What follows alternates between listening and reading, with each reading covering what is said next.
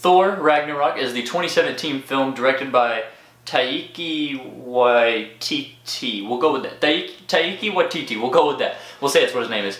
But this movie is fantastic. It, in my opinion, is one of the better movies of the three main MCU trilogies, including Captain America, Iron Man, and now Thor, who has completed his trilogy. It's a great movie. It has its own quirks. It is definitely a very unique movie, so let's just go ahead and talk about the characters and the story involved in it. Yes!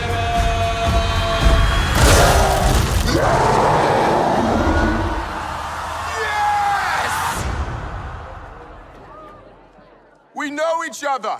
He's a friend from work. So obviously, this being a Thor movie, it's going to star Chris Hemsworth, Tom Hiddleston, Mark Ruffalo's in there, the Hulk, and then Benedict Cumberbatch has a performance in there for a few scenes as Doctor Strange. And then there's one surprise character who I heard about today. I didn't know where he was in, but whenever you see him, like you're just kind of taken aback. Not like in a bad way. You're just like, what the heck? Why are you here? And it doesn't add to the story any bit. It's just a funny little cameo that really symbolizes what this movie is. This movie is very different from any other MCU movie, except maybe Spider-Man. That's real. I don't even know if that's part of the MCU, to be perfectly honest with you. I know it's Marvel, but I don't know if it's considered part of the MCU universe. But really, that is the closest movie you'll find to this, because this is not like your normal Marvel movie. In my own personal opinion, obviously it has the same general storyline of you're here and then something bad happens, there's a big grand enemy that seems unbeatable and they find a way to beat him. That of course is going to happen in every Marvel movie and DC. It's a superhero movie for the rest of the time. This movie, however, is hilarious. Like, you really don't expect it going into it, because it's a Thor movie. You expect some comedy because it's a Marvel movie, but this movie is up there with Guardians of the Galaxy and Guardians of the Galaxy 2 as one of the funniest movies Marvel has ever made. And one of the best parts about it is that Taiki Waititi, we'll just call him TW from now on, TW claims that probably 80% of the movie was improv. 80% of the movie was improv, and there are some points where it does kind of stand out. Like I said, not in a bad way. Nothing about the dialogue or the acting is really bad in this, but you can definitely tell that some of it is improv, and it works. This is a very free-flowing comedic movie, and it's good. It doesn't seem out of place at any point. It always seems like it's still sticking to the theme of the movie and the theme of these characters and the adventure they're going on in this particular film.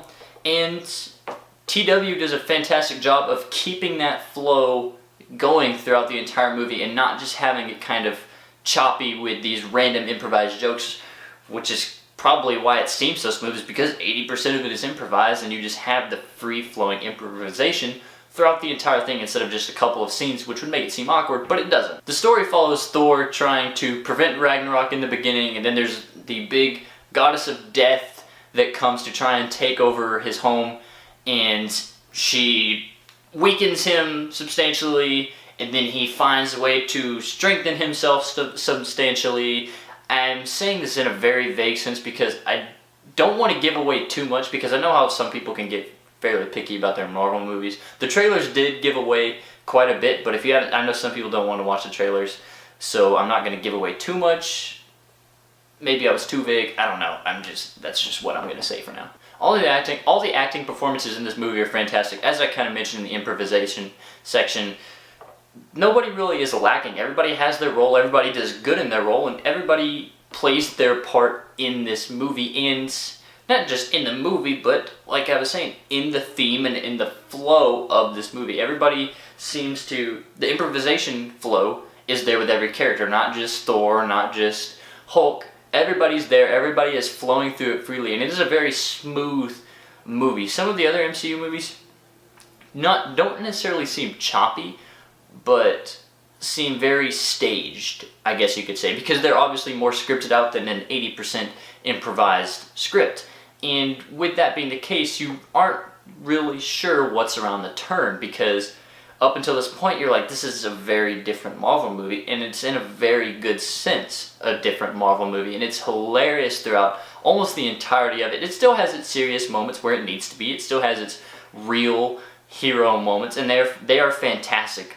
The performance by Chris Hemsworth is still fantastic. He is still Thor, and he does a fantastic job of being that sarcastic, witty, yet heroic character. And then you've got Hulk, who is Hulk.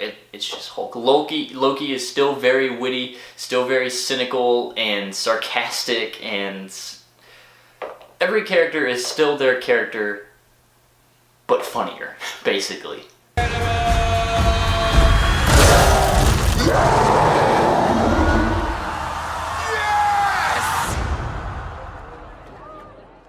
We know each other. He's a friend from work. As for the aesthetics, this is probably one of the more colorful movies in the MCU universe, because they're on this one trash planet, which you think trash planet's not very colorful, but it is a very eccentric, over-the-top trash planet with a giant arena where we first see Hulk, actually, and all the different colors that are there are bright. They're popping. The word use of them having to fly through the devil's anus. Yes, that happens in this movie. Just go see it.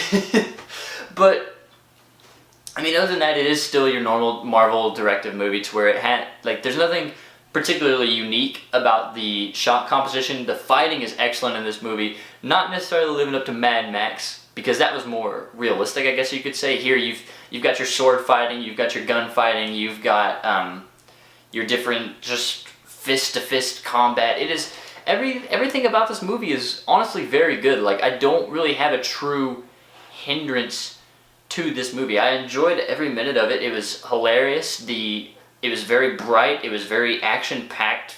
It was well-directed. It was well-improvised. And I know this review is kind of weird, and I'm probably already on the final thoughts without really even talking about the aesthetics, because the aesthetics just were that it's bright, colorful, it's got good action, and it's, I don't know if you can consider funny in an aesthetic, but we could throw that in there even though I already talked about it. But this movie really is just its own unique Marvel movie, and I really enjoyed it. I think you guys would love it. I definitely would recommend it to you.